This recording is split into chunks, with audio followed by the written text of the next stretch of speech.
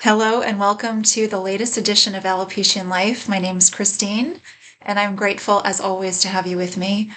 It's July 10th, 2025, and even though I've been away for a little over a year, I am always thinking about stories and thoughts that I can share with you that might be helpful in your own experience living with alopecia. And I'm not a poster just to post. I'm not a vlogger just to vlog, as you probably know by now. And so I hope that that's not annoying and that you find the story that I'm going to share with you worth the wait. So I was getting my teeth cleaned about 2 months ago. And as the dentist was looking over the hygienist's work, somehow the topic of bald cats came up. And I was wearing my prosthetic, eyelashes, eyebrows, the whole 9 yards, no indication that I have alopecia apparent during this appointment. And the expression that these women had, or the reaction they had about just the idea of bald cats, was one of complete and utter disgust.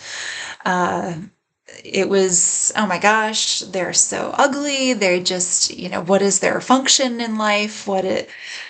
I don't even know why people would get a bald cat, and so on and so forth. And my initial reaction was I felt like everything inside had just frozen, and also that I had become a fly on the wall and had been given access, unbeknownst to them, to the corners of their psyche. And granted, they were just talking about bald cats. I'm sure they're very nice people. We all say things that, had they known that I am a bald woman, I'm not sure if they would have gone on and on as they did about bald cats. I'm sure they wouldn't have wanted to offend, as all of us feel. I'm sure that, if had you known that something you were going to say was going to be hurtful or offensive, you might not have said it. Most of the time, I think we're of that mind.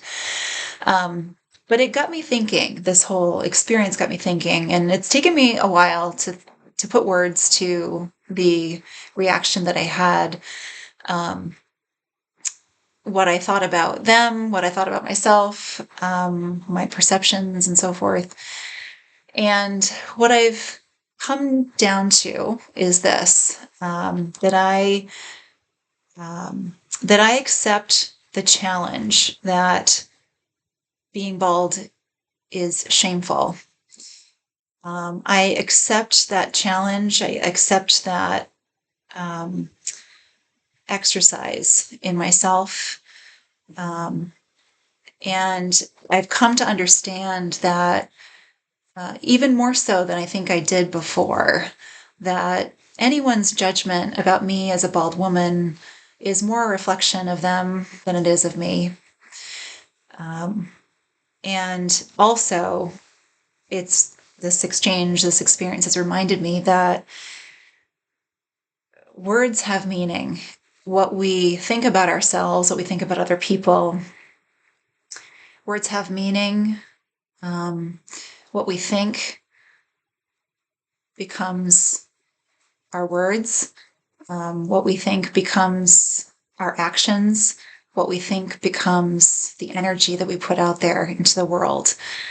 And given that we have a choice to be positive or negative in the energy that we put out there, I also accept the challenge to be more positive in what I think about myself, other people, and how I am in the world. And as I said, I also accept the the insinuation that bald is disgusting, as a challenge. And I offer this to you in case you're also at that place in yourself, in your own development.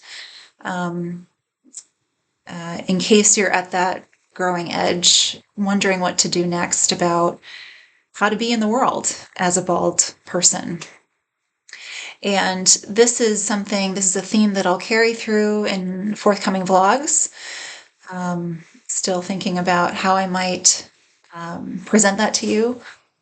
But it's definitely caused me to reflect on the nature of the shame that I've carried as a bald woman and how it's impacted my life in so many different ways, and how to reclaim the freedom and the comfort and the joy that I felt before I lost my hair, and that this whole experience has made me realize I've lost in some ways. Or, I've definitely gotten closer to it as I've become more comfortable doing these videos and talking about these experiences. But it's made me realize that there is still room to grow.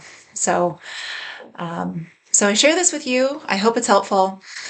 I, as always, am grateful that you stopped by to watch this video, especially since it's been so long. Be on the lookout for forthcoming videos. It certainly won't take a year for me to post them as it did this time. And as always, I will leave you with, there is a lot of life to live and a lot of love to give, even when you don't have hair. Thank you so much for joining me, and I'll see you next time. Bye-bye.